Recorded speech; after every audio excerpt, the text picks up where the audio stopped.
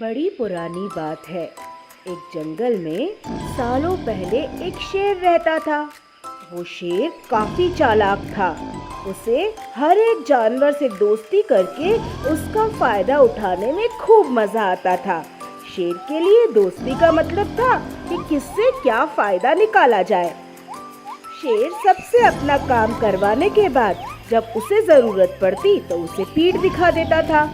जंगल में सबको पता चल चुका था कि शेर सबसे दोस्ती करके अपना मतलब निकालता है और फिर दूसरों की मदद नहीं करता। इसीलिए अब सारे लोग उस शेर से दूर रहने लगे थे। जंगल में दोस्तों की तलाश में घूमते घूमते बहुत वक्त बीत गया, लेकिन शेर को कोई नहीं मिला।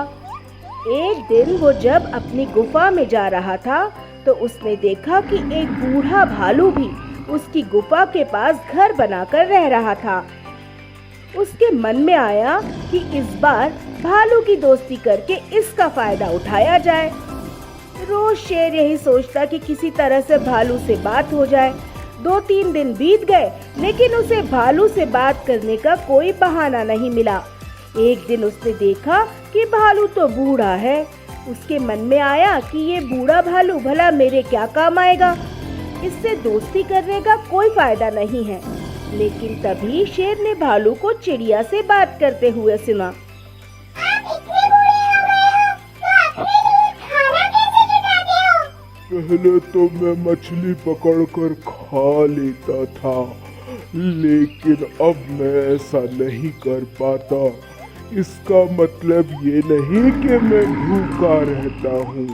मैं अब शहद खाता हूँ।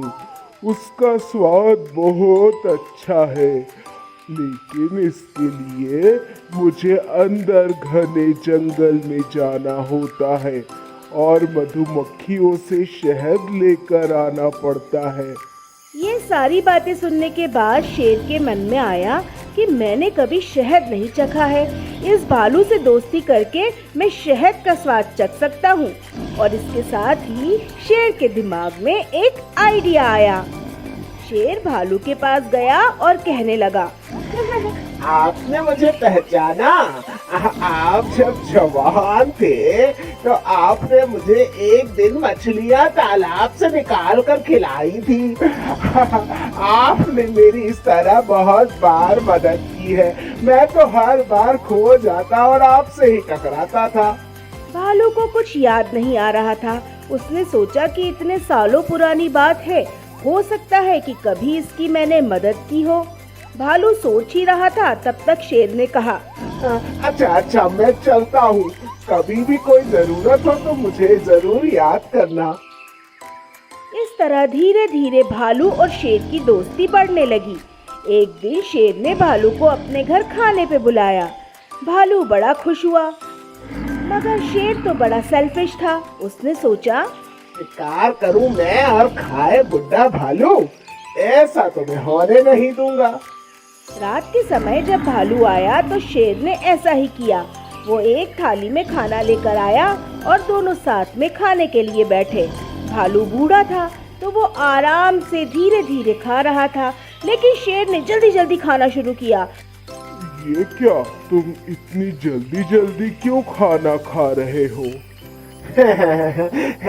मैं ऐसे ही खाना खाता हूँ। और कुछ ही वक्त में पूरा खाना खत्म कर दिया और बेचारा भालू भूखा ही रह गया। दुखी मन से भालू वापस घर आ गया।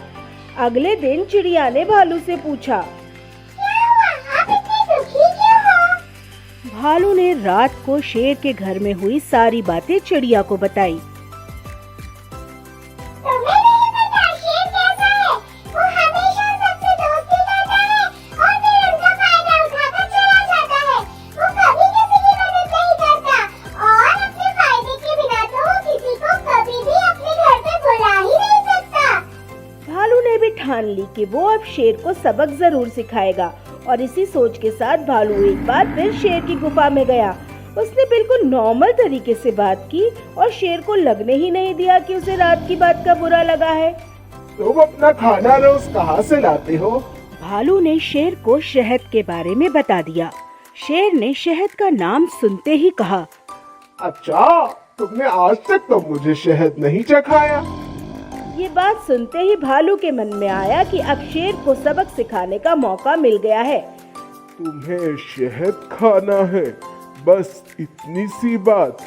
तुम रात को मेरे घर आ जाना, मैं तुम्हें शहद खिला दूंगा। शेर बड़ा खुश हुआ। वो रात होने का बेताबी से इंतजार करने लगा। रात में शेर के आते ही भालू ने उसका स्वागत किया और बैठने के लिए कहा। उसके बाद भालू ने अपने घर का दरवाजा बंद कर दिया। तुम दरवाजा क्यों बंद कर रही हो? अगर शहद की खुशबू किसी और ने सूंघ ली तो वो यहाँ आ जाएगा, इसीलिए दरवाजा बंद करना जरूरी है। भालू एक मधुमक्खी का छत्ता लाया। इसी के अंदर शहद है। जैसे ही शेर ने मधुमक्खी के छत्ते के अंदर मुंह डाला तो उसे मधुमक्खियों ने काटना शुरू कर दिया। उसका पूरा चेहरा सूज गया। शेर जिधर जाता मधुमक्खियाँ पीछे पीछे, शेर आगे आगे, मधुमक्खियाँ पीछे पीछे, शेर आगे आगे, मधुमक्खियाँ पीछे पीछे। शेर को कुछ समझ ही नहीं आ रहा था।